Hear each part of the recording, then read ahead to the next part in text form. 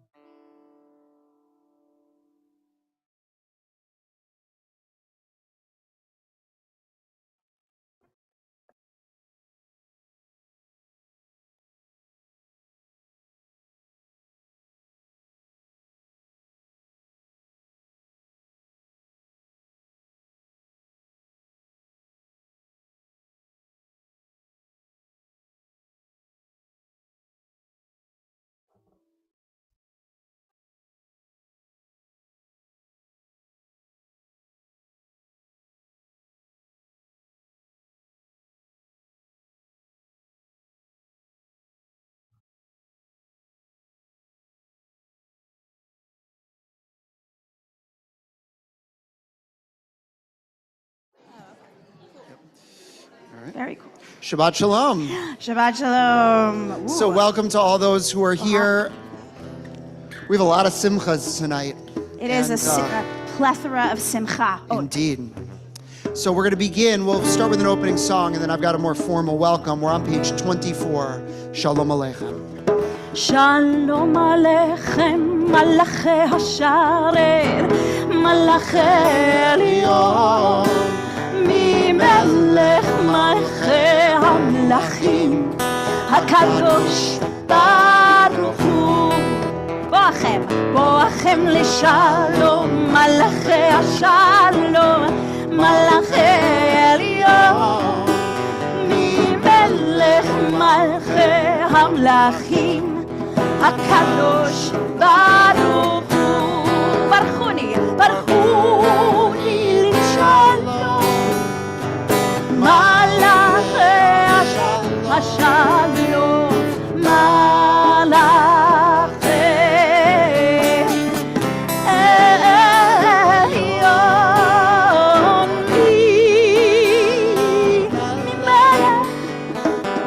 Malachei Hamlachim,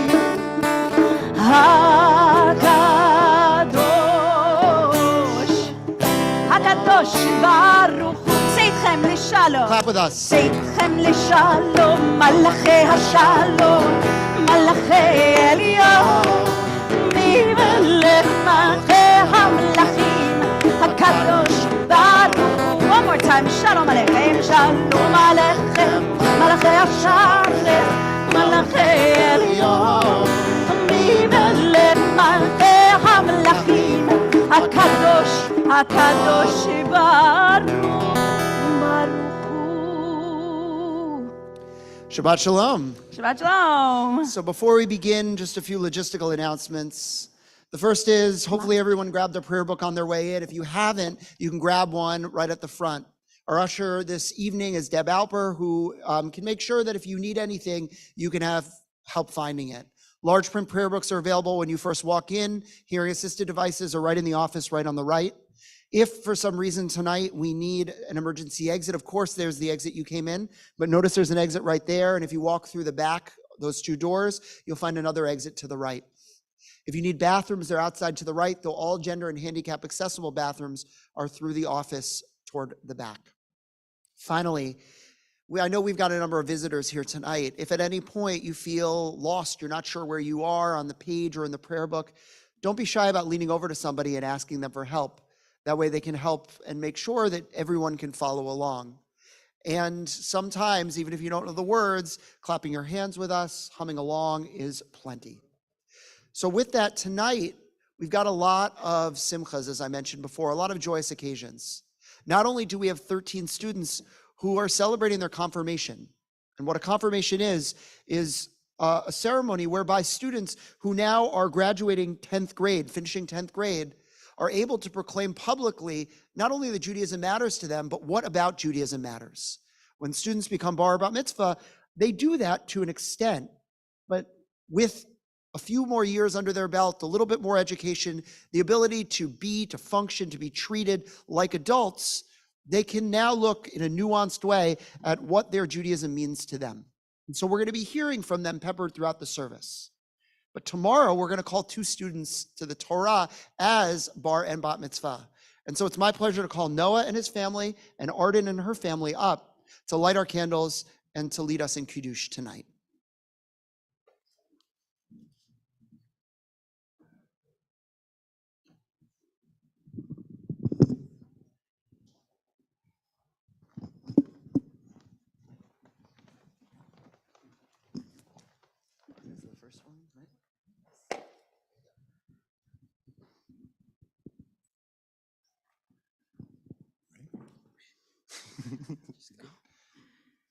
Baruch atah.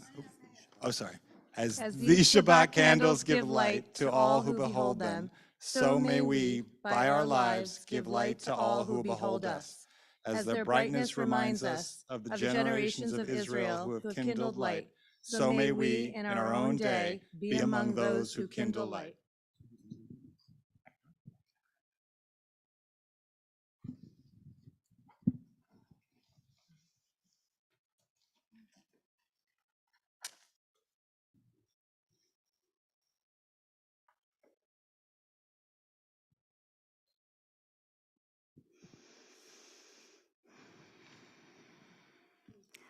Baruch atah Adonai Eloheinu melech haolam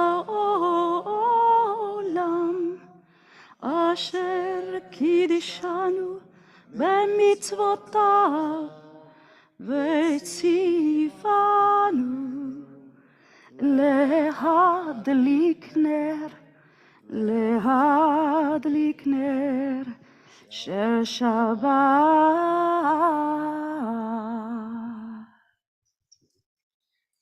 O source of light and truth, creator of the eternal law of goodness, help us to find knowledge by which to live. Lead us to take the words we shall speak into our hearts and our lives. Bless all who enter this sanctuary in need, all who bring the offerings of their hearts. May our worship lead us to acts of kindness, peace, and love. Amen. We're on page number 5. Ready, set, go. Baruch atah Adonai Eloheinu melech haolam borei peri hagafen. Amen. Baruch atah Adonai Eloheinu melech haolam asher kitshanu b'mitzvotav v'ratzavanu Shabbat kodsho b'ahava uvratzon hinchilanu zikaron lema'aseh bereshit ki hu yom tehila lemikra kodesh zecher litziat mitzrayim Kivanu acharta v'tanu kidashta b'kohamim v'shabbat kodeshecha v'ahava uvratzon hinchaltanu. Baruch atah Adonai mekadesh hashabbat. Amen. L'chaim, drink I up. am. Yishar kochechem. You can take a seat. And so for 7 weeks or so, at the really middle of this week, we finished counting our Omer, which is a period of time between Passover and Shavuot, where we count each day. And so as she's done each week, it's my pleasure to call our clergy associate, Ronnie Pressman, up to count the Omer for us. Shabbat Shalom. We're going to make it a fast Omer counting tonight. You'll see the screen come up. There's a blessing and counting of the days. There it is. Baruch atah Adonai Eloheinu melech haolam, asher kitshanu b'mitzvotav v'tzivanu al sfirat haomer. Let's count the day. Hayom arba'a ve'arba'a yom shehem shisha shavuot u'shnei yamim la'omer. Today is 44 days, which are 6 weeks and 2 days of the Omer. Shabbat shalom. Fast. We're going to continue with Kabbalat Shabbat on page 20, singing Lecha Dodi.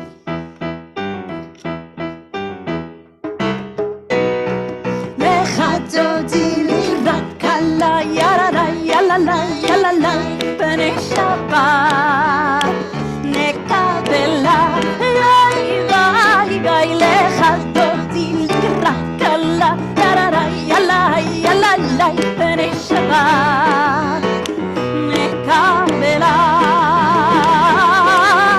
shamor yisrael diburecha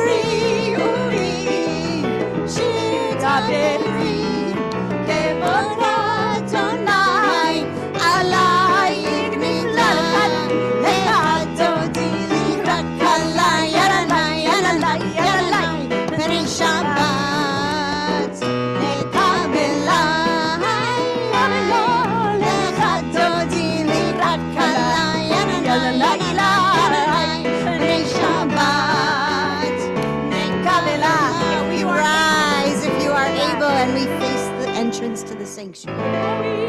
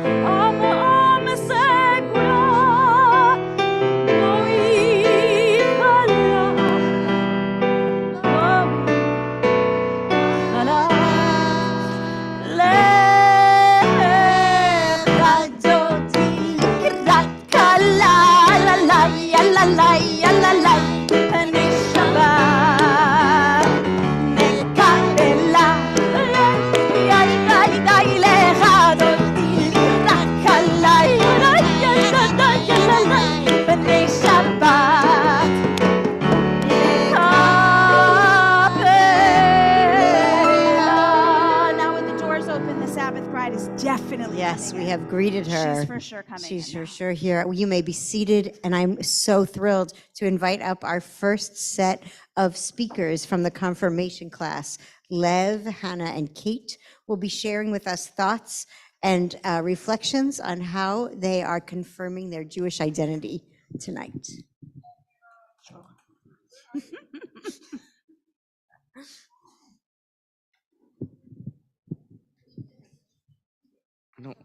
really want to, though. Okay. Shalom, hello, bonjour, hola, aloha, watam, ciao, salve, hello. You may have recognized a couple of these words, but I can say with confidence everyone understood at least one, the word shalom. All of those words mean hello in their respective languages, but shalom is the Hebrew one. The reason why I think this is such a cool thing is that we as Jews have this language that Jews everywhere know and can understand, no matter where they are or where they came from. On our trip to Amsterdam this year, we went to a Reformed synagogue's Friday night service. This service was the first time I really realized how interesting the Jewish connection to Hebrew is. I remember before the service, the Rabbi Katz said, the service will most likely have the same prayers that we do back home. They might just be in a different melody. He also said that the sermon and other spoken stuff would be in Dutch. At first, I didn't really understand why he told us this, but after about 3 or 4 prayers, I finally did. I realized that even though we were in an entirely different country, let alone a continent, and we were surrounded by a completely different group of Jews, that didn't matter because the prayers were in Hebrew, just like they are here at Ner Tamid. And I could understand them, which was crazy to me at the time. The Jewish people can understand each other wherever they are because of their connection to Hebrew. Although I'm not fluent in Hebrew, definitely not close to it, I can still understand most of the prayers that we sing here during Shabbat services and other services because I'm Jewish. I believe that one of the most special things about being Jewish is connection. Connection to God, connection to the temple, connection to Israel, and connection to others. Being able to connect can be hard, but it's made easier because we have a universal language. Although I haven't been Jewish for as long as most of you, I still feel connected to every single one of you. Whether it was singing along at services or hearing the Hebrew names of different rooms at camp, I was connected. My name is Lev Samuel Rudoran, and I confirm Ani Yehuda Ga.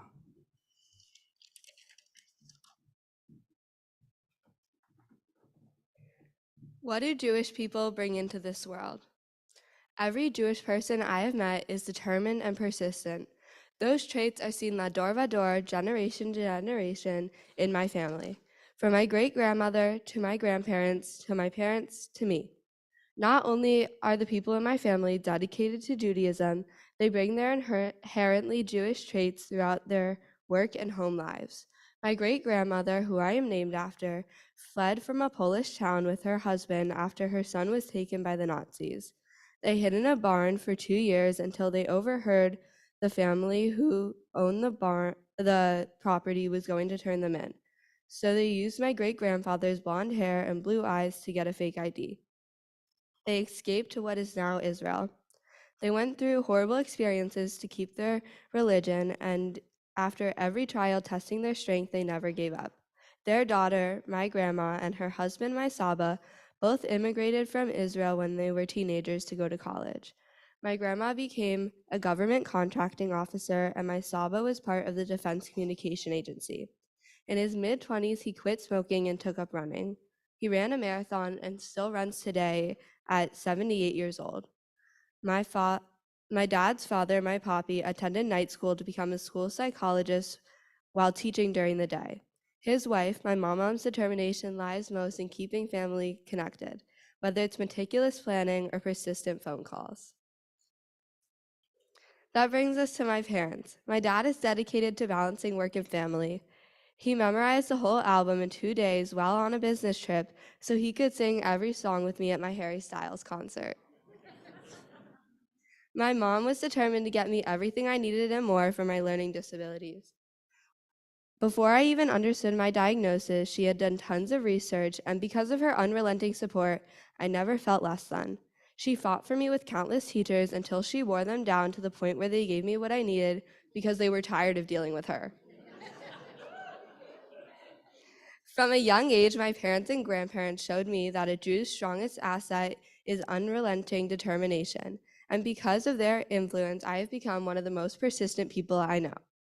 When I was diagnosed with ADHD and dyslexia in 2nd grade, I was many reading levels behind and spent 3 years correcting my reading skills. There was a force in me that wasn't in other kids I knew with learning disabilities. Never once did I throw a tantrum about going to school all those years, which I can't believe, but my mom insists it's true. In all the IEP classes I took, I was the only Jewish student and the only one that wasn't embarrassed to work harder. I can proudly say, 8 years later, I'm taking one of the hardest classes at Montclair High School with one of the least accommodating teachers, and I still have an A. While I know what I overcame is nothing compared to the Holocaust, it's my great-grandma's persistence that's traveled through generations to fuel my own willpower. There's a reason I'm named after her. Her name was Helena Blond, my name is Hannah Churkin, and on this day, I affirm the persistent way of Jewish life.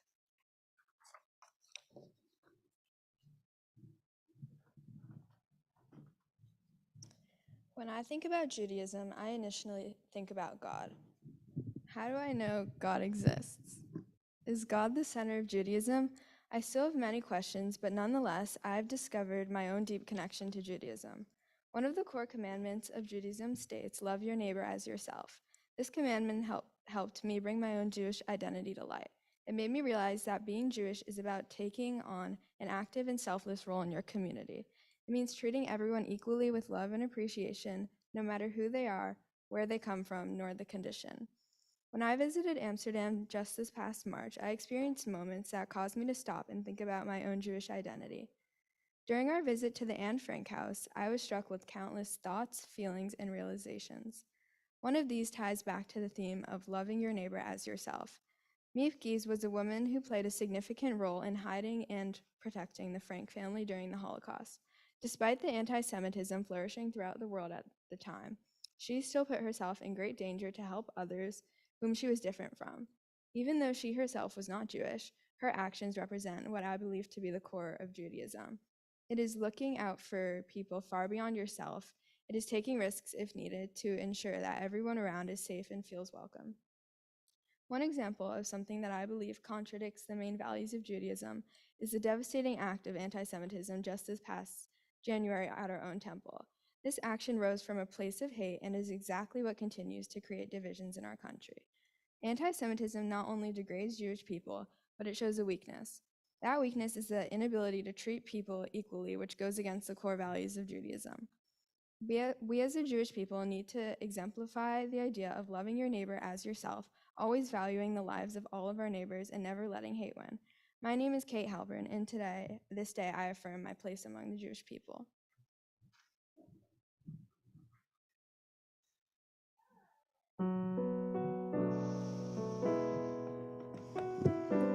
We continue on page 28, and I ask that you rise if you are able for the Baruch Hu.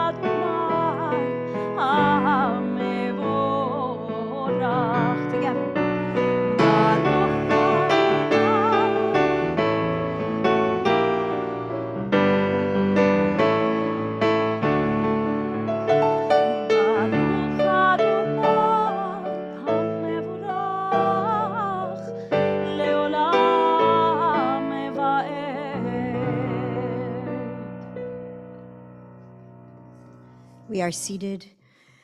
We will hear now from three more speakers, from Sam, from Leo Hirsch, and from Shayna.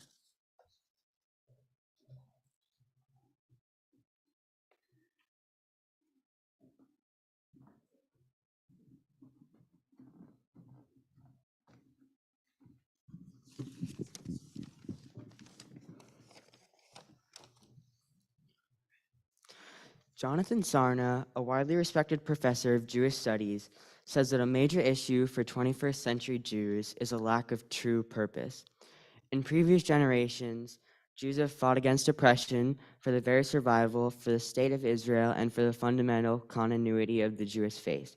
Compared to these noble efforts, what must the next generation fight for? What could possibly be a more important rallying cry than fighting to live another day in a world of oppression or guaranteeing the realization of the Jewish homeland promised us in the Bible? My answer to this question may be unsatisfying, but I think for 21st century Jews to succeed, we don't need some grand purpose. Instead, our mission should be to simply continue abiding by our values and ensure that Judaism flourishes. This is not to say that we have nothing to fight for, but if the struggle and hardship our ancestors endured were all to ensure a world where Judaism could be practiced openly and proudly, where Jews could live authentically, spread the values of the Torah, and live happy, meaningful lives, why can't we do just that? In other words, we are Jewish, and that is more than enough to sustain our culture for generations. Now, this may seem a bit of a relaxed approach to this question, but when I look deeper into what Judaism really means, especially to me, what I'm advocating for is actually a continuation and renewed effort of compassion, empathy, and service. To me, what Judaism boils down to is the belief in helping others and improving the world, tikkun olam. An aspect of my identity that connects to this is my experience at URJ Eisner Camp, which I've attended for 7 years. The mission statement of our camp, the underlying value above all else, is Hineni, I am here. The mission statement further elaborates on this rather simple message, saying, I am here to do as much as I can in the time that I have, in the place that I am, and to inspire others to join me in this holy work. Additionally, it references the words of Pirkei Avot, you're not required to complete the work, nor are you free to ignore it. Throughout my time at camp, this message has truly been ingrained inside of me, and I believe that the concept of Hineni is surely empowering enough to move our generation of Jews forward. Many of our generation are extremely eager to make change in the world and to truly make a difference. And I believe that by following these steps, you surely can. You need not solve world hunger to fulfill these words. You simply have to live as ethically and morally as you can and find a way to make a difference in the world in your own unique and impactful way. Our ancestors have always focused on this mission, but the extent of their impact was limited as they were forced to the fringes of society, constantly having to defend themselves from attack. But now that we are in a place of good fortune, we have the perfect opportunity to realize our true potential. Of course, it's important to recognize the massive uptick in anti-Semitism and hate in our society that members of this temple know all too well. But I believe that we should continue to focus on living our lives authentically and according to our Jewish beliefs, not letting this distract from our true purpose. Putting goodness into the world is the best way to combat this hate, which is unfortunately difficult to root out from society. All in all, what I'm saying is our rallying cry, our call to action of 21st century should be to continue the tradition of Judaism into the future, and in doing so, we can prepare the world. My name is Sam Lewis, and today I affirm the Jewish commitment to doing as much as we can in the time that we have, in the place that we are, and to inspire others to join us in this holy work. Hineni. Thank you.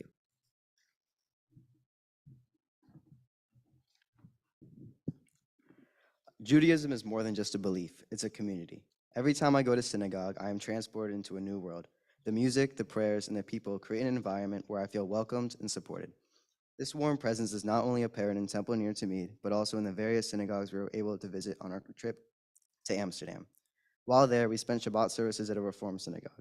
We met a youth group from London who was also visiting for Shabbat, and the Dutch congregants. It was special that we all shared the same songs and prayers. The culture in a place oceans away still encompasses various aspects of our temple.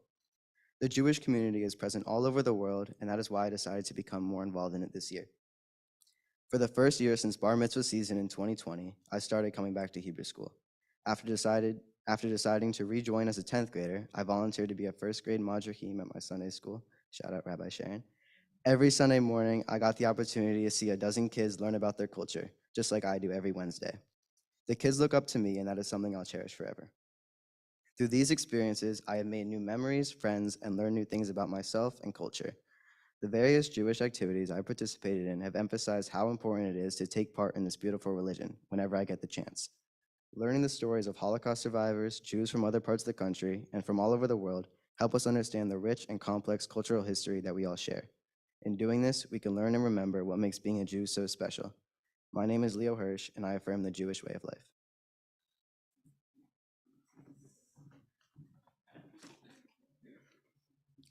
One question we were asked to think about when preparing for confirmation was, if Judaism ceased to exist, what would be lost from the world? When thinking about this, I realized that as Jews, we have had many moments in history where this could have become a reality. So there's been a lot of focus placed on values such as Lador Vador, the idea of passing down traditions and stories from generation to generation.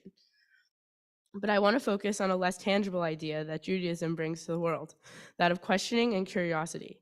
While Judaism is about services and holidays, in my opinion, what makes a truly Jewish person is someone who lives their life through Jewish values. And to me, always being curious and asking questions is one of the main facets of my Jewish identity. If Judaism were to disappear tomorrow, I think the world would have a lot less questions. That's not to say that Judaism is only about asking questions.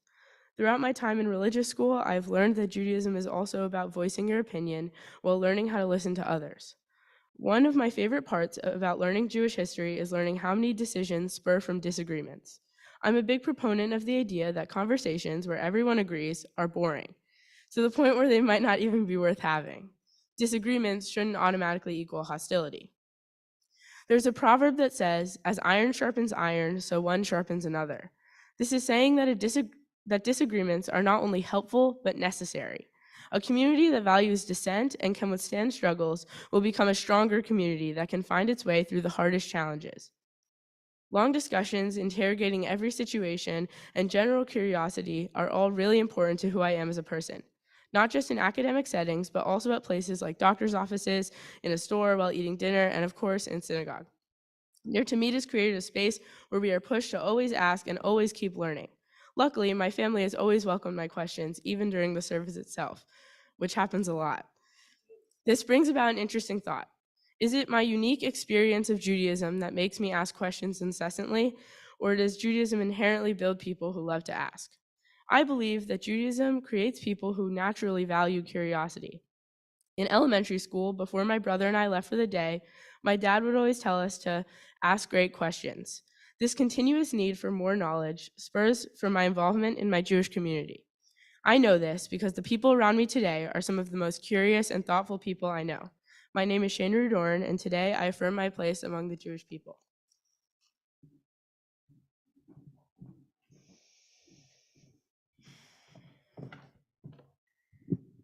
Amazing, huh? We'll continue in our Siddur on our prayer book with Ahavat Olam, thanking God for the gift of Torah, page 32. אהבת עולם בית ישראל, עמך אהבת. תורה ומצוות, חוקים ומשפטים, אותנו לימדת. על כן אדוני אלוהינו, שוכבנו ובקומנו, נשיח בחוקיך, ונשמח בדברי תורתך, ובמצוותיך לעולם ועד. כי הם חיינו ואורך ימינו, ואורך ימינו, ובהם נגן יומם ולילה, יומם ולילה. ואהבתך אל תסיר ממנו לעולמים. ברוך אתה אדוני, אוהב עמו ישראל. Page 34. שמע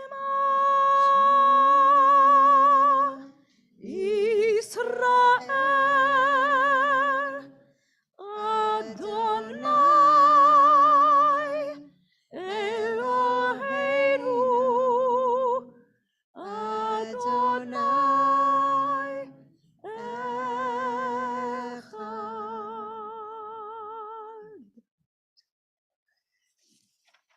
ואהבת את אדוני אלוהיך בכל לבבך ובכל נפשך ובכל מאודיך.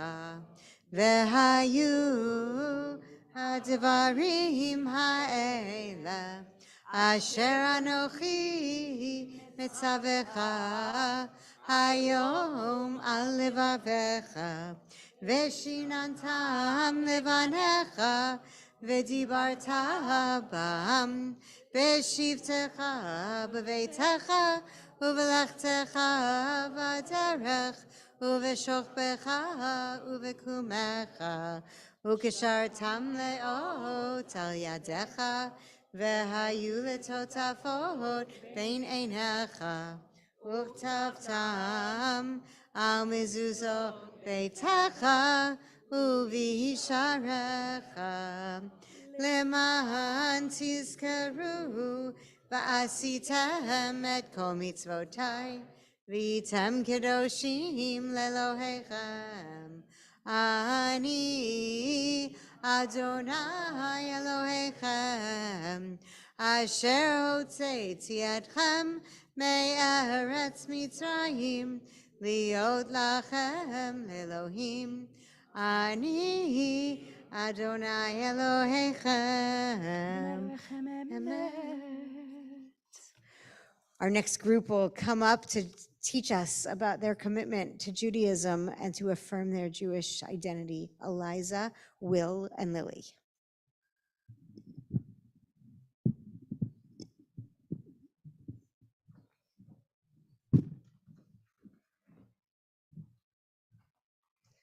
Three years ago, I had my bat mitzvah here at Temple Ner Tamid. In preparation, I had to do something very similar to what I'm doing here tonight, reflect on a teaching of the Torah and its significance to me. I read my assigned portion, identified what rang true with me, and spoke that Saturday morning about how to relate it to my life and the world around me. I went down a similar path in the process of writing this speech, and as it came together, I realized how much my relationship with Judaism has grown over my last 3 years in Hebrew school. At this point in my life, the most important Jewish ideal to me is that every living thing is made in the image of God. This idea has sustained every era of Jewish history, from creation to today's world. The teaching has seen many interpretations over the years. Some believe that it should be taken literally, that humans and God somehow share a physical likeness. Another popular view is that it is not one's physical appearance, but their spiritual and intellectual nature that establishes them in God's image. To me, the verse means that, though every person is unique, God accepts all of our differences. Our uniqueness does not exclude us from God's image, but instead makes us an important and even necessary part of it. I chose this teaching to discuss for its importance in the world today, its significance to me, and its embodiment here at Temple Ner Tamid. In modern debates over personal identity, the argument is often thrown around that it's unholy to divert from what might be seen as a normal path, or even that God doesn't love those who don't conform to others' standards. However, one of the reasons I appreciate our Temple Ner Tamid community is that most of our congregation strongly disagrees with this argument and will choose to uplift those people instead of bringing them down. To me, applying the verse above to the discussion is important because of its implication that God does accept all, as all are created in God's image, not in spite of our differences, but because of them. Outside of temple and Judaism, within the realms of school, clubs, and sports, I make a conscious effort to create environments where everyone feels like they belong. I can confidently say that a primary reason I keep coming back to this temple community is because of how well it encompasses this core belief by making all members feel so welcomed. Even further, this teaching promotes respect and empathy for all living beings, not just humans. It emphasizes the interconnectedness of all life and encourages us to treat every person and creature with compassion. This speaks to me as someone who cares deeply about preserving our environment and all of its inhabitants, and I know that at Temple Ner Tamid, I'm surrounded by others who share this view of Tikkun Olam. The principle that all are made in God's image has guided Jewish ethics and practices for centuries and remains vital in today's divided society. It can serve as a unifying force, reminding us of our shared humanity and inspiring us to work towards a more equitable world for all. My name is Eliza Larson, and I affirm the Jewish way of life.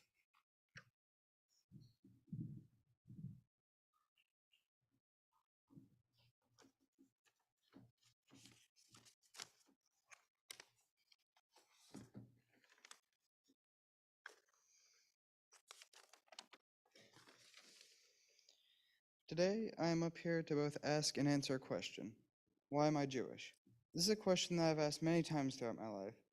Granted, many of these times were when I didn't want to go to services, but I've thought about it seriously on many occasions. My first instinct was to ask, so I asked my mother why I was Jewish. She said, because I am Jewish. And why were you Jewish? Because my parents were Jewish.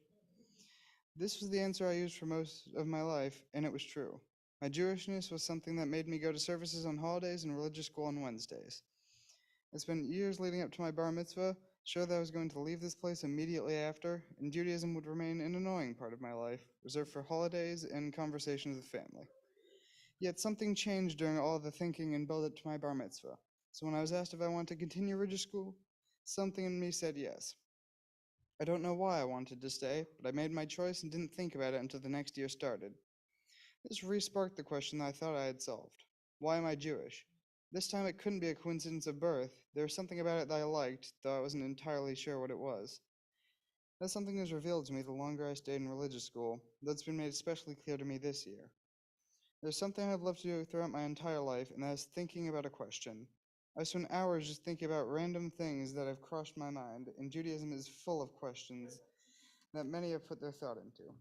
These questions have plagued minds for centuries, but they have no right or wrong answers. It is a place where you can safely think and discuss with no possibility of anyone being wrong. This culture of questions feels like a safe haven, no matter where I have been in my life. It is a place where I have heard many viewpoints and had many arguments, but unlike the current world, we can disagree over an issue without hating each other. Judaism has stood the test of time as an optimistic example of a world I would love everyone to experience at least once. The reason I became Jewish is a matter of ancestry and countless generations of tradition, but the reason I remain Jewish is because I've opened the proverbial puzzle box that is the Torah, and I will continue to come back to this puzzle throughout my life. It has acted, and I am sure it will continue to act, as a star, shining with safety amidst the ever-changing uncertainty of my life. A place where conversations can be respectfully held between people of all different lives and backgrounds, through one common thread. The Jewish thread that has been a constant in my life since before I was born and has kept with me through everything. My name is Will Lewis. Today I confirm that I am and always will be a Jew.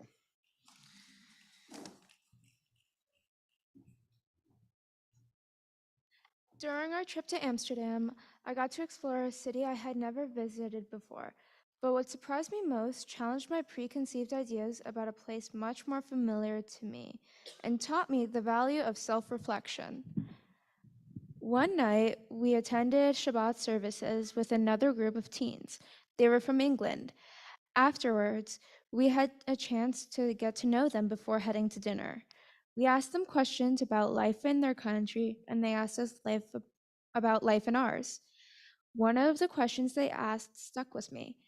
They asked whether it was true that we have lockdown drills at school in case of a shooting. When I realized that such an idea was unusual to them and that it was a part of how kids my own age view life in America, I was a little shocked. It forced me to think about a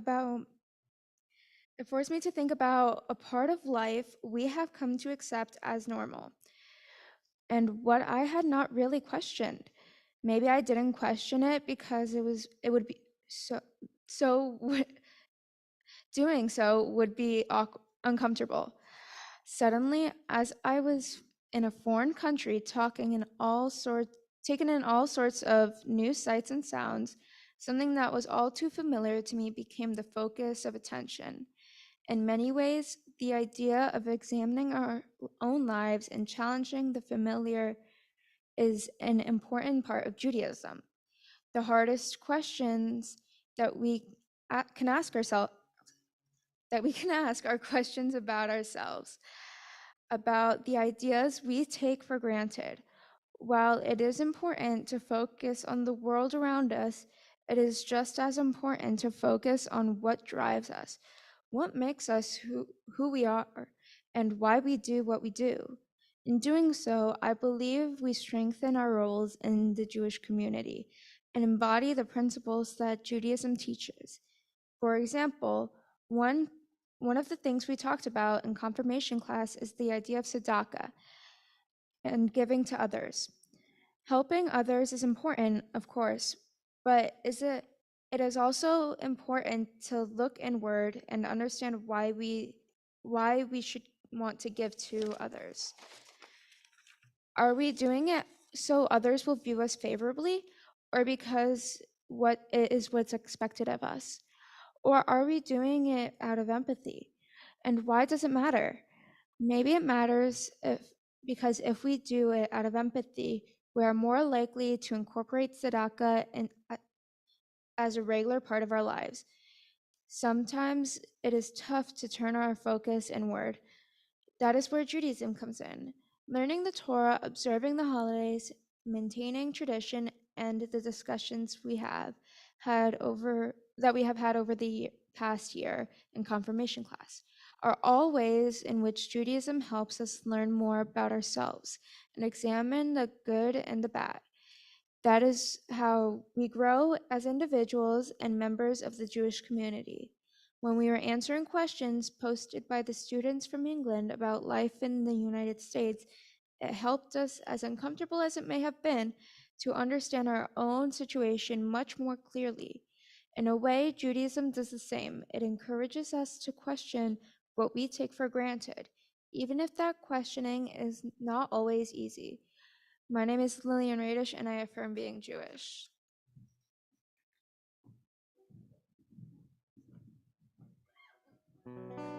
We have one more group to go, but I want to say one thing as I'm hearing all of our students. Your affirmations make me so proud of the people that you are, and I am just in awe of the things that you're thinking about. I want to share with you all that we are not done with you. You know, and Rabbi Katz is going to say more about that, but next year we have a trip planned for you guys to go to Selma and Montgomery and Atlanta to do a civil rights trip and learn about the journey of civil rights and the Jews at the beginning of February. We'll get all the info out to your parents, but we want you to make sure that you come because that's going to just reaffirm all the things you're talking about, the questions that you're asking, the wonder that you see, the connections that you feel, the language that you're speaking. I mean, I just can't wait. And I actually think that's a perfect segue into our next prayer because it's all about wonder. It's all about awe. And it's all about just feeling like, who is God in the world? What is majestic about God? What does God do that's wonderful? This. Page 40. Ya ira ira ira ya la la ya ira ira ya ira la la ya la la la ya la la ya ira la ya la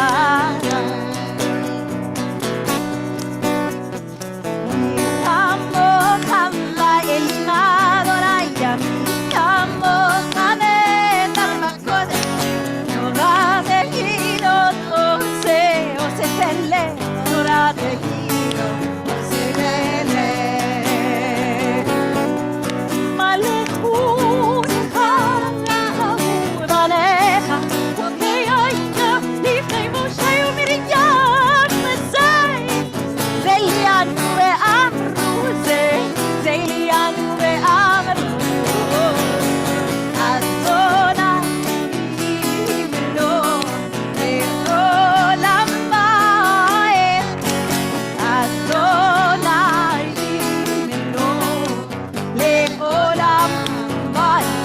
one more time on ya ya ya ya ya ya la la ya ya ya ya la la la ya la la ya ya la la la ya ya la la.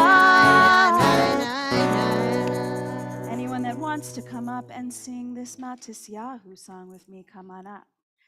We're going to turn our attention to the slides for our Hashkivenu one day medley. Yes, you do. Of course you do.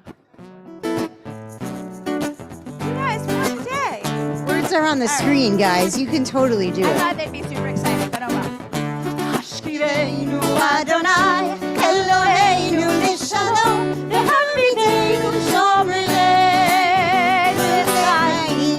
Hashkivenu Adonai, Eloheinu Nishalom, V'hamidenu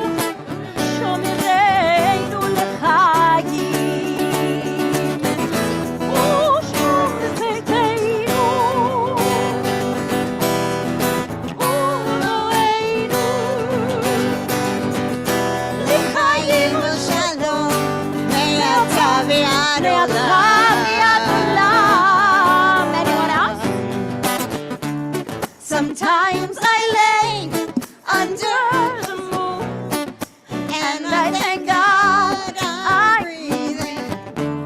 And I pray, don't take me soon, 'cause I am here for a reason. Sometimes in my tears I drown, but I never let it get me down. So when negativity surrounds me, I know someday it'll all turn around, because all my life I've been waiting for, praying, I've been praying for the people to say that we don't wanna fight no more.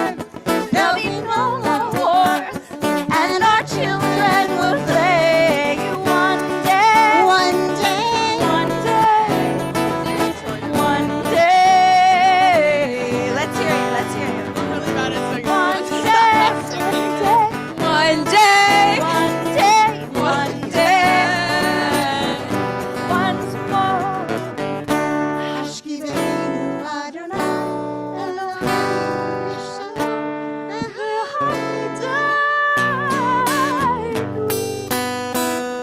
Chaim, Baruch atah Adonai, הפורש סוכת שלום עלינו ועל כל עמו ישראל ועל ירושלים. Amen. Our last group to speak will be Izzy and Leo S. and Brooke and Sylvia.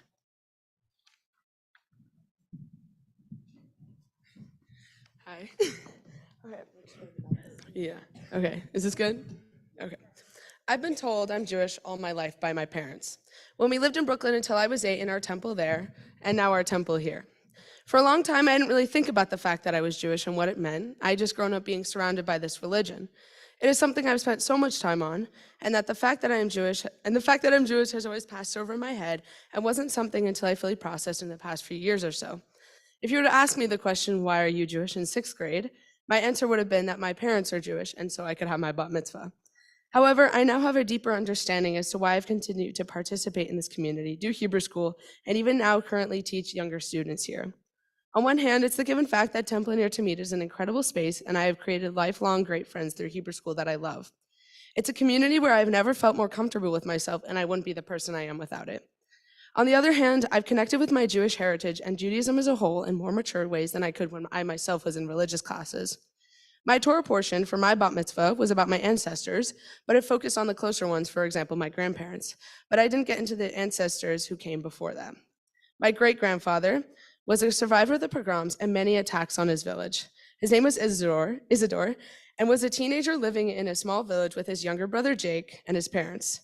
He had blue eyes and blonde hair, which made him very Christian passing. He used this to his advantage and was the village scout, alerting people when he saw soldiers nearby and convincing them to avoid investigating his home. However, he attempted to escape with his brother, running into soldiers who had tried to attack them. He killed them as it was a killer-be-killed situation. His story has been passed down to me, but what shocked me and made me feel even more connected before was the fact that I am 16, the same way he was 16, risking his life multiple times to ensure the safety of his village and his family. He had to kill and travel across the ocean alone with no one else but his brother at the same age I am now. The way he was willing to risk his life for his freedom and religion is what makes the need to continue and to hold on to Judaism so crucial for me. As I grew up, I began to connect my personal beliefs and connections with Judaism to Hebrew class. Our lessons became about more mature topics, and we started to look at anti-Semitism, as well as beliefs in Judaism that aren't talked about as much or can create a discussion, and Jews love discussions. This, and openly talking about our opinions on Judaism, gave me the ability to look at history and our religion in a different way. I've realized that it's okay that I don't fully believe in God, and by being able to debate about our various opinions, I've also changed my viewpoint after hearing my peers speak. I've learned that disagreeing and not silencing my beliefs is better than nodding and just saying yes. I hope to continue to look at Judaism this way and allow myself to dig into more complicated themes in our religious texts. However, I still don't know everything about Judaism and definitely never will, but I want to continue to learn and care about it as much as I can. There's more to religion besides prayers and holidays and the history behind those holidays alone. I want to unpack the truths and hidden messages or untold stories that aren't brought up in weekly services. I hope by continuing to practice Jewish traditions, I can dig deeper into my ancestors' stories, meet new people, and share new experiences with others. Judaism has become such a huge part of my life. If it were to be taken away, it would be taking an imperative part of my personality, a major part of my character, and a part of my identity away. My name is Izzy Lawyer, and I affirm to continuing to practicing Judaism, including my personal values.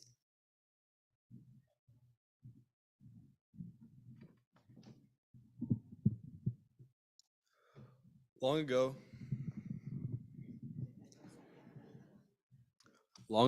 there was a rabbi named Hillel who was known as one of the greatest rabbis of all time.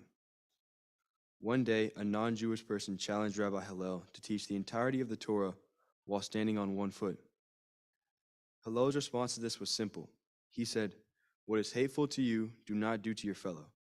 This is the whole Torah. The rest is explanation. Now go and study." Why did Rabbi Hillel say that this was the essence of Judaism? Well, the main concept of his statement is to treat others the way we want to be treated. We see this first stated in the Torah in Leviticus 19. "You shall not take vengeance or bear a grudge against members of your people. Love your fellows as yourself." Later on, this concept became the Christian doctrine of the Golden Rule, but it was first introduced by the Jews. Why did the Jews create this idea? Maybe our ancestors were the only ones given the environment to come up with this idea. We faced oppression in Egypt and were eventually freed from Pharaoh by God. Maybe this turmoil led our ancestors to conceive of the Golden Rule. For me, this concept is the most important ethic of Judaism. It takes the intrinsic human habit of selfishness and creates a dynamic where everyone benefits. Taken to its extreme, it would create a perfect society. However, it will never be the case that all human beings live by this rule. If you were to read the Leviticus quote I mentioned earlier, you would find that it does not say, "Love your fellows as yourself." It says, "Love your fellow Israelite as yourself." An Israelite was limited to the social connections of his village. Today, there is far more connection with people from other countries, and more global connection means more complexity. Would you treat someone from Vietnam or Sweden or Russia with the same respect and understanding you show your neighbor in Montclair? What if human beings are inherently selfish, to the point where being generous to someone and expecting something in return is not enough? The truth is that most people do not live by the Golden Rule. You might even say that many people near the top of society live the opposite of the Golden Rule because of the financial distance between them and the people at the bottom of society. Consider Jeff Bezos. He uses tactics like surveillance and intimidation to stop Amazon warehouse workers from forming a union. But he probably would not want to be stopped from forming a union if he were a warehouse worker himself. Has he gotten so far apart from his workers that he can't see them as human? Is the Golden Rule flawed? Or is the rule perfect, but humans are flawed? On our Amsterdam trip, our tour guide, Timon, told me about the time he saved someone from drowning in the Amsterdam canals. He was the clerk at a hotel near the water, and one night from his desk, he saw a drunk person fall into the canal. This person was screaming help, and Timon ran out and pulled him from the water. He saved this person's life, but this isn't really an example of the Golden Rule. Saving someone's life when they are drowning is a no-brainer. It doesn't require deep inner kindness. But what about helping a homeless person on the street? Every day, millions of people in New York City walk past homeless people without giving them any money. Timon didn't have to think about his decision to save the drowning man. His instinct kicked in. But it's not everyone's natural instinct when they see a homeless person to actually stop and help them. It's not everyone's instinct to always live by the Golden Rule.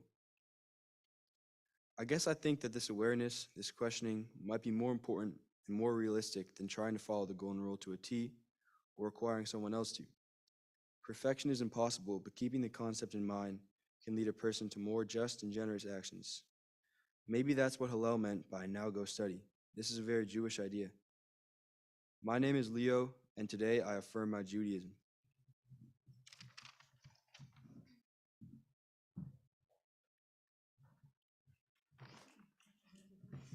I'm with you. Thank you.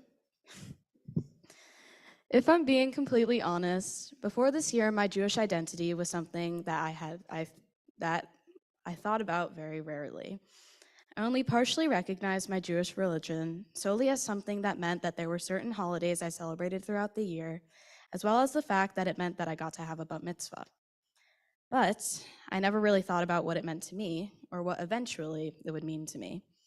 How did it build my identity? To what extent did it matter to me? Only this year have I been able to begin constructing my answers to these questions.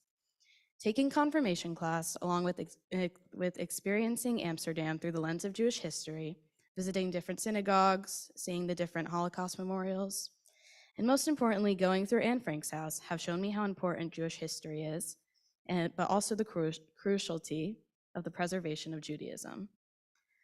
Being in the Anne Frank house, seeing what it was like to live in such an unfathomable world full of cruelty and discrimination, I felt a rare sensation. It was almost as if I could feel the isolation that Anne and her family felt. A feeling of being in such an unbearable state of helplessness with no foreseeable way out. It was then that I was finally able to see the mere outline of my Jewish identity. I am a Jew because my ancestors were, and my parents were, and they passed on their religion to me. I am a Jew because it is my duty to continue to pass on the Jewish religion to the next generation, to keep Judaism alive, and to keep it from annihilation. The obliteration of Judaism would ultimately be equal to deleting an entire section of history, and arguably one of the most significant and impactful ones. Therefore, we must maintain its liveliness. Through Judaism, we must continue to teach about the wrongfulness of discrimination and hate, and the importance of community, identity, and acceptance. We must continue to teach that we should never give up our beliefs in the face of fear, and that true faithfulness trumps all forms of hate. I realize now that being Jewish has taught me all of this, as well as has made me feel like I am a part of history. It has shaped my identity and now holds a constant place in it. It will continue to shape the person I am now and the person that I will become. My name is Brooke Barrick, and this is the day I affirm my place among the Jewish people.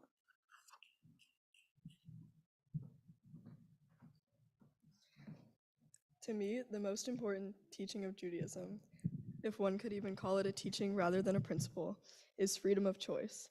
This is the aspect that I believe makes Judaism so unique from other religions. This is the aspect that I love most about my religion. In other religions, they teach almost as facts. There was this person, he did do this, thus you must do that. Not to say that that is inherently worse than Judaism, just different. In Judaism, we say, there was this person, or maybe there wasn't, but that's up to you. They did this, or maybe that's just a myth or a story to teach a lesson. Additionally, as Judaism has evolved into sects, Orthodox, Conservative, Reform, and Reconstructionist, its ideas have evolved too. Something we talk a lot about in Hebrew school, considering Temple near Tamid is a Reform synagogue, is questioning. We question different ways of teaching, different principles to teach, and which ones we would choose. That is an important idea to me, that it's your choice. The idea is especially important to me since I am not what some would consider Jewish. My mom isn't Jewish, even though it is said that Judaism is matrilineal. But because of this principle of choice, I am able to continue to be Jewish and be accepted by most communities because it is not an absolute rule. Although there are some communities that will not accept or accommodate me, the Reformed community here near Tamid has always made me feel very welcome.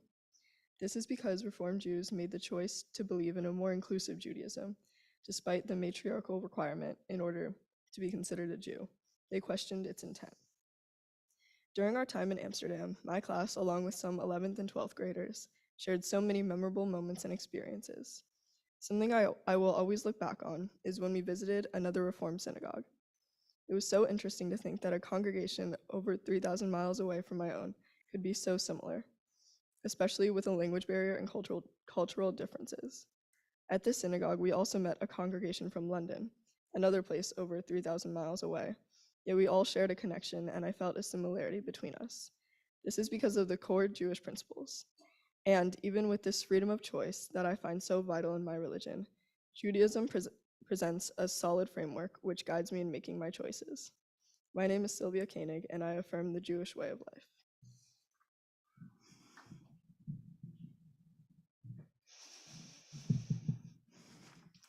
Rabbi Litt, when you said that these incredible words of our students are filling you with inspiration, I like to call this service my cheeks hurting service. These cheeks from just smiling so much. So much. And from feeling so uplifted by everybody. Yes.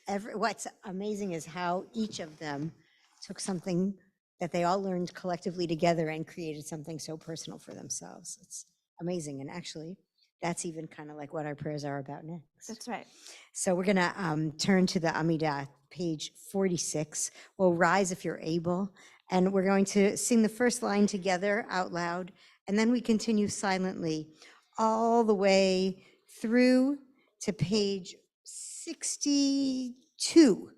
And if the words that are on the page are not the words that are speaking to you right now, and if the Hebrew is not the language of your heart, choose your own prayers. Say the prayers of your heart, the meditations of your soul, or say the words that are in English on the page or the ones that are in Hebrew after we sing together Adonai Sfatai Tiftach on page 46. Adonai Sfatai Tiftach Ufi Yagid Tehilatecha.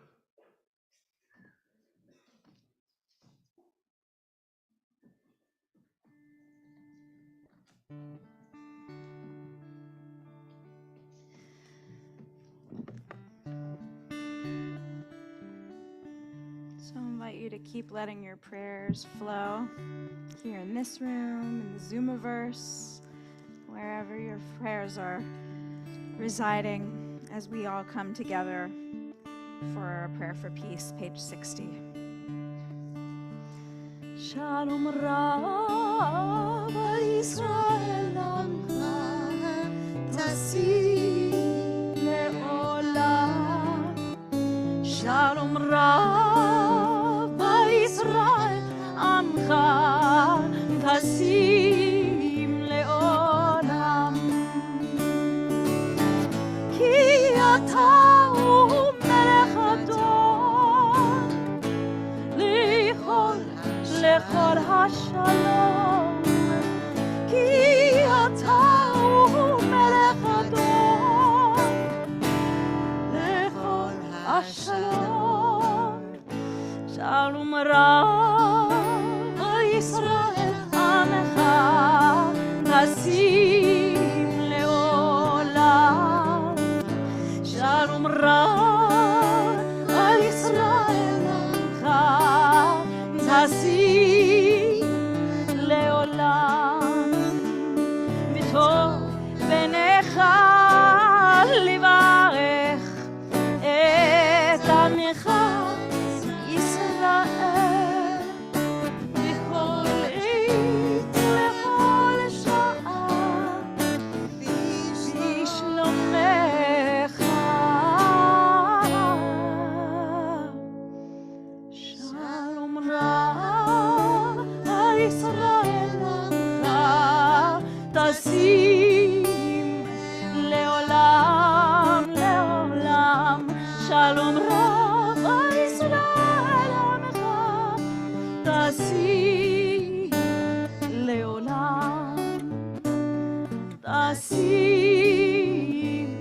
לעולם.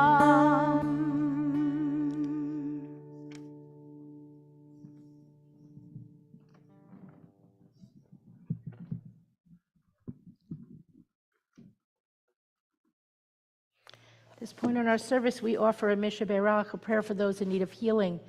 And if you'll join me on page 253, we'll have names come up on the screen, but if you have names to also add, this is the time to think of them. So as I look around the room, please add some names.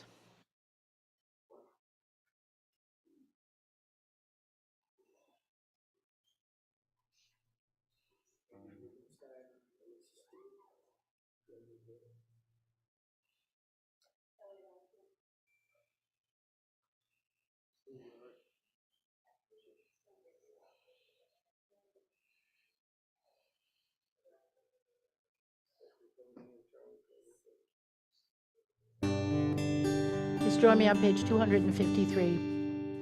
Misheberach Avoteinu Mekor Habracha Limotenu. May the source of strength, who bless the ones before us, help us find the courage to make our lives a blessing, and let us say Amen.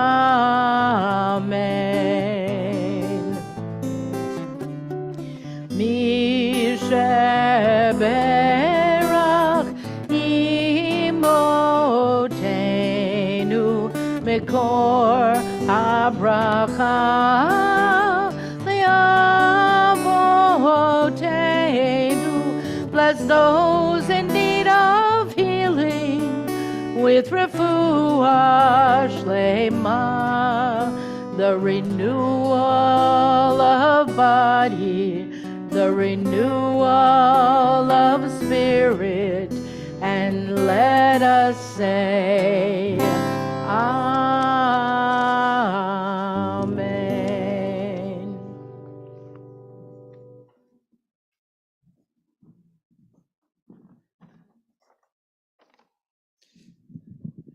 Shabbat Shalom. So I know we've just heard 13 amazing sermons, so I'll keep my words brief, but I want to say to our confirmands, first of all, Yasher Koach. Second of all, it's really one of the great joys of my rabbinate each year to get a chance to work with the 10th grade and to get to learn beside you, get to travel with you, get to argue with you, and you've been an extraordinary class. So I read this year because I had a very ambitious conversion student who read books so quickly. She's here, I'm just not going to call her out. Who read books so quickly that I actually ran out of my reading list and had to come up kind of on the spot with another book for her. And so I decided, I had this book kind of lying around. It's a book by Sarah Hurwitz called Here All Along. And it was an intro to Judaism book, but kind of at a slightly higher level than some of the other ones that I had looked at before. And so without having assigned it, which is always a mistake, I said to her, okay, I'm going to have you read this book and I'll read it along with you. And when I picked up the book, as I was reading it, I realized it's the perfect gift for you. And I wanted to explain why. And so you're actually all going to get a copy of this book. And I want to say that I've been through a number of iterations of what gifts that I give to the confirmation students. My first year, by the way, was all women, so I gave them the women's Torah commentary. And last year, I gave the confirmation students their own prayer books. But there's something about this book that speaks to the era in which you're in life and the project that is 10th grade here at Temple Ner Tamid. And so what is this book? Sarah Hurwitz was the chief speechwriter for Michelle Obama. And she happened to be, a few years ago, just breaking up with a boyfriend, someone who she thought she was actually going to marry. And so on a whim, realizing that she was kind of feeling a little bit lost, She walked into the JCC and she took an Intro to Judaism class. Now, Sarah had dropped out of religious school when she was a kid. She probably didn't even make it as far as you did. And so in her mind, she kind of always had a finger on this Jewish thing, but she wasn't really fully engaged in it. Because for her, the Judaism that she was abandoning was a Judaism of a 13-year-old. It was a Judaism that didn't feel complex, it didn't feel deep, it didn't feel spiritual, it didn't challenge her. And she suddenly got into this class, this Intro to Judaism class at the JCC, and realized, oh my God, Judaism is complex. Judaism is about arguing. Judaism is about going deep. There aren't so many right answers. It took her until she was in her 30s to realize the stuff you said tonight when you're 15 years old and 16 years old. So she writes this book, which is an Intro to Judaism book, kind of for her younger self, to say, here's what an adult Judaism looks like. Here's what a mature Judaism looks like. Here's what a Judaism that isn't just for 13-year-olds look like. And this book, as I was reading it, turned out to be pretty much our curriculum for 10th grade. So first of all, I felt good about that. But secondly, I realized that this is something, as you're thinking about the year, that you can turn to and you can come back to. Because as you said, Judaism is this rich, living, complex organism that's constantly changing and constantly molding. It's a 3,000-year-old conversation, and you are the latest chain. You are the latest voice in that conversation. And so when you think about God, which is her first chapter in this book, you don't just think about some kind of old man in the sky, which might have been your vision of what God was when you were a kid. You think about all the philosophies that we studied in class. You think about the God of Martin Buber, which is the energy that exists between two people when they're really connecting with one another. Buber calls that God. You think about Mordecai Kaplan and how God, he calls the source that makes for salvation, but it's really just the extra push that you need to be the best you can be. You might think of Spinoza's God, which is the stuff of the universe. We are God. We breathe God. We think God. God is everything. And so then you find your place in that. Or when you think about what happens to you after you die, you might think that this is it and that you need to put emphasis on this world. But you might realize that Judaism does have a conception of heaven and hell. Judaism, in certain time periods, has had ideas of reincarnation, of resurrection, and that Judaism actually provides space for you to think and to realize what you think happens to you after you die. There's a tremendous amount of autonomy in this tradition. And it's not just because we're Reform. Whether we were Reform, Conservative, or Orthodox, Judaism is varied enough that you need to bring your full self into it to make it yours. And I watched this year as every single one of you made your Judaism yours. Tonight, you made your Judaism yours. So when Judaism sometimes feels hard, when sometimes it feels distant, when sometimes you don't connect, understand that there's a lot of doors you can walk through. And we are only beginning to unlock those doors now. So as you enter into adulthood, and hopefully you don't need an epiphany like Sarah Horowitz did. Hopefully it's just a constant process of reading and learning, of questioning, of relearning and re-questioning. You realize that every one of you has the intellect, the character, and the integrity to find a door that matters to you. So I'm going to call you one by one and hand you your gift. And then I'll invite you to stay here because we have a blessing for you. So, Brooke.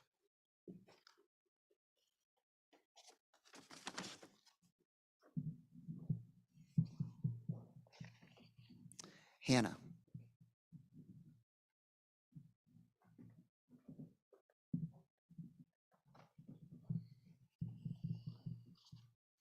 Kate.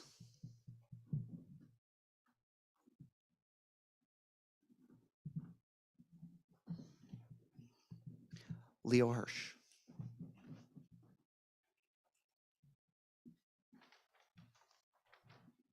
Sylvia.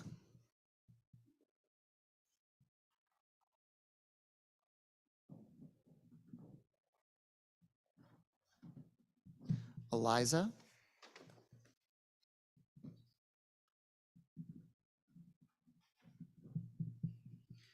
Izzy,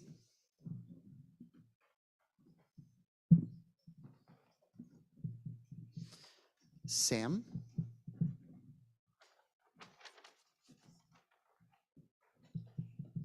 Will, Lily,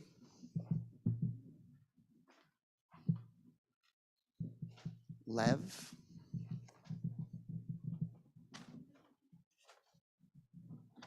Shayna,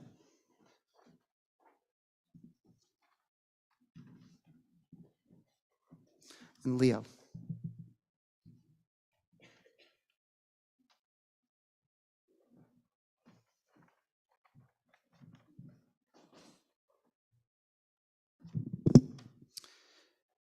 You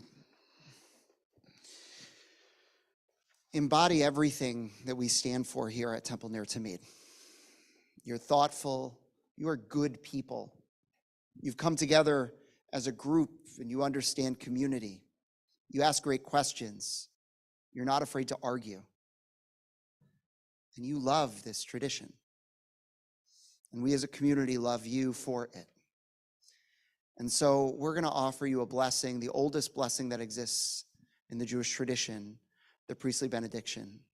But it's not just going to be me or the cantor or Ronnie or Rabbi Sharon who offers it. It's going to be our congregation. And so I want to invite us all to rise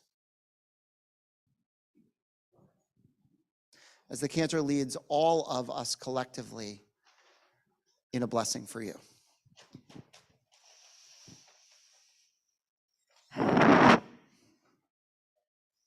Yivarechecha Adonai v'yishmerecha. Why don't we say that? Yivarechecha Adonai v'yishmerecha. Ya'er Adonai Ya'er Adonai panav elecha panav elecha v'yichuneka. Yisa Adonai Adonai panav elecha v'yasem lecha. And now you can join me. Shalom.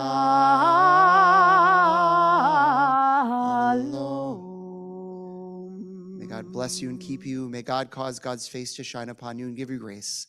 May God always smile upon you and grant you a life of wholeness and peace. In Yehi Ratzon, may it be God's will, and let us all sing Amen.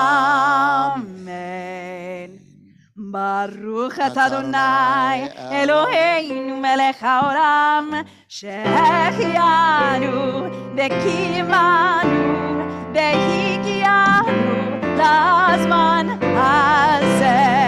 סימן טוב, מזל טוב, מזל טוב וסימן טוב, סימן טוב, מזל טוב, מזל טוב וסימן טוב, סימן טוב ומזל טוב, מזל טוב וסימן טוב. יהי לנו, יהי לנו, יהי לנו, לכל ישראל, יהי לנו, יהי לנו, ולכל ישראל, יהי לנו, ולכל ישראל, יהי לנו, יהי לנו, ולכל ישראל. So we're going to remain standing, but you can head back to your seats as we turn to page 282 and move in the concluding section of our service. Elena.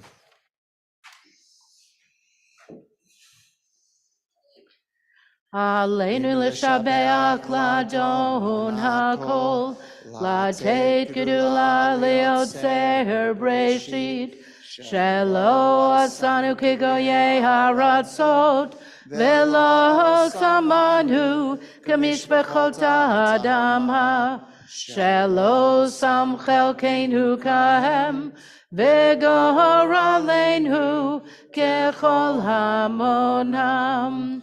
Va'anachnu korim ומשתחווים ומודים לפני מלך מלכי המלכים הקדוש ברוך הוא. ונאמר והיה אדוני למלך על כל הארץ ביום ההוא יהיה אדוני אחד ושמו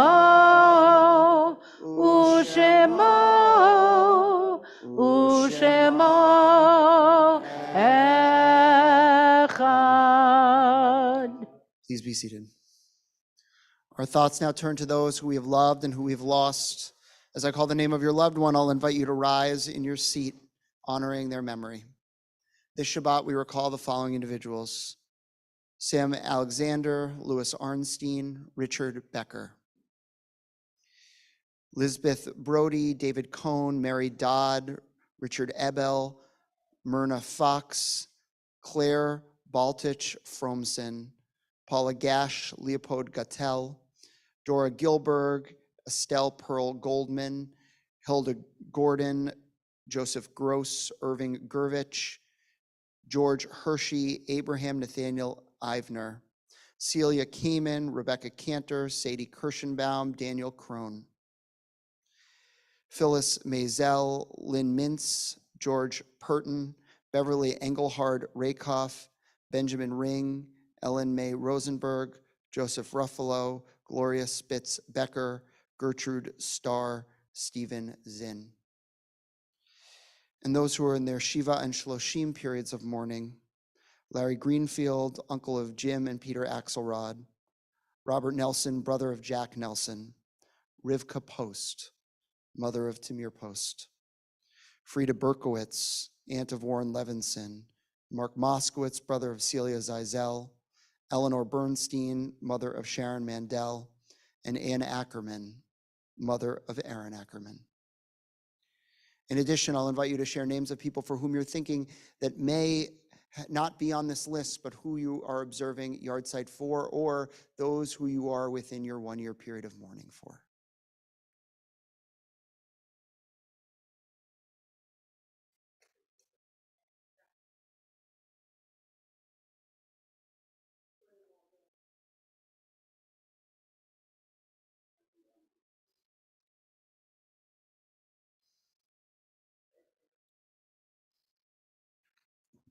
Page 294. Yitgadal v'yitgadash shemei Rabbah, v'yamad yivrach yirateh v'yamlech malchuteh, v'chayachon u'vyom echon u'v'chayet l'chol Beit Yisrael, b'agala u'vizman kariv v'imru amen. Yehesh marav rak le'olam olmei almaya, yitbarach v'yishtabach v'yitpa'ar v'yitchomam v'yitnaseh, v'yitadar v'yitaleh v'yitalal shemei dekudashah barechu. Le'ela min kol birchata v'shirata, tushbachata v'nechemata, da'amiran b'yalma v'imru amen. Yehi shalom al Rabba min Shemaya, v'chayim aleinu v'al kol Yisrael v'imru amen. Oseh shalom b'mromav, hu ya'aseh shalom aleinu v'al kol Yisrael v'imru amen. Please be seated. So before we move into our closing song, just a few quick announcements. First is that Shavuot, the holiday of Shavuot, is coming up. So it's Thursday night. It's actually, we rotate synagogues. So it's at Shomrei Emunah, which is the conservative synagogue in Montclair. 6 o'clock is Tot programming. 7 o'clock starts the main service, the main program, I guess. And it goes really until around 1 a.m. You can come for some or all of it. But learning, food, yes. friends, hanging, tikkun. Exactly. On May 30th, we have a special program both for teens and their parents. We're going to be hearing from a panel of people, some of whom are in college, some of whom right out of college. There's a Hillel rabbi on the panel about kind of what does college life look like right now? What's the Israel scene on campus? What is the Jewish scene on campus? How do you plug in? And so it's put together by our parent committee. And by Aaron and Karen and a whole bunch of other people. And so hopefully you can join us. It's 7 o'clock on Zoom, and I think you can sign up online. In addition to that, our TNT Run 5K, Walk or Run fundraiser is coming up. It's on the 4th of June. It's actually a wellness day, so not only come for the 5K, but come for the stations and the booths that have lots of wellness activities and things to learn about how to just be healthy. And so please join us. We would love to see you there. In addition to that, anything else, Cantor? There's Oh my lots of other goodness. stuff going on. So many Pride things. Shabbat. You know, Pride Shabbat, June 16th. Get your little butts here. Yes.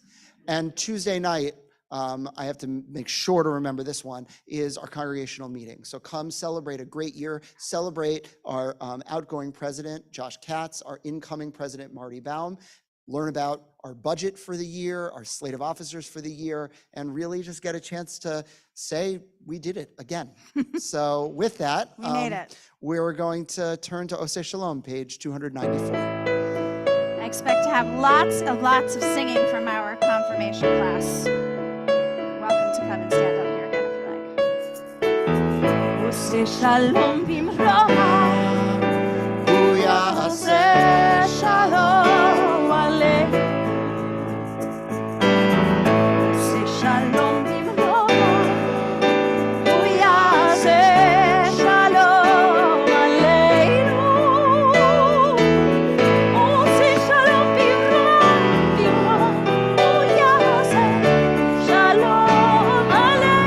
Let's hear you. Yaseh Shalom.